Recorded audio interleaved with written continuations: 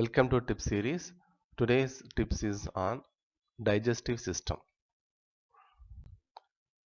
A short lingual frenulum, that is tongue tie, may be worrisome to parents, but it rarely interferes with nursing, bottle feeding, eating or speech and generally requires no treatment.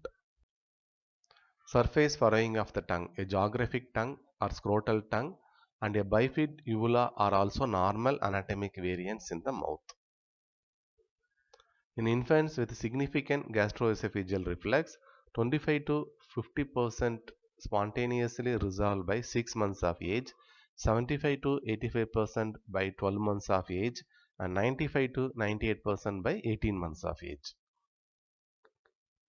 Infants and young children may be erratic eaters. This may be worry to parents. So parents should be encouraged to view nutritional intake over several days and not be overly concerned about individual meals. The reduced appetite of toddlers and preschool children is often a worry to parents who are used to the relatively greater dietary intake during infancy. Here, demonstration of age-appropriate growth on a growth curve is reassuring to the parents. Stool frequency is extremely variable in normal infants, and it can vary from none to 7 per day, and some nursing infants might not pass any stool for 1 to 2 weeks, and then they may have a normal stool bowel movement. So no interventions are required for these conditions. The color of stool has little significance except for the presence of blood or absence of bilirubin products. The stool color is white-gray. Obstruction should be ruled out.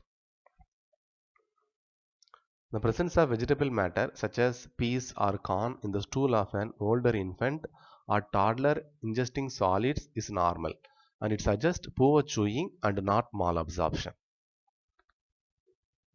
Toddler's diarrhea. A pattern of intermittent loose stools known as toddler's diarrhea occurs commonly between 1 and 3 years of age. These otherwise healthy growing children often drink excessive carbohydrate containing beverages. The stools typically occur during the day and not overnight. The volume of fluid intake is also often excessive. So here limiting sugar and unabsorbable carbohydrate containing beverages and increasing fat in the diet often leads to resolution of these stools. A protuberant abdomen is often noted in infants and toddlers, especially after large feedings. This can result from the combination of weak abdominal musculature, relatively large abdominal organs, and lordotic posture. In thin young children, the vertebral column is easily palpable, and a normal overlying structure may be mistaken for a mass. Pulsation of the aorta can be easily appreciated in these children.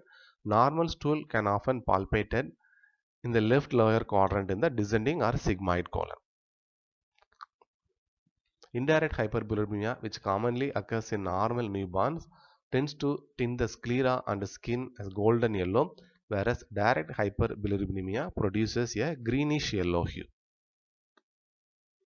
Thank you.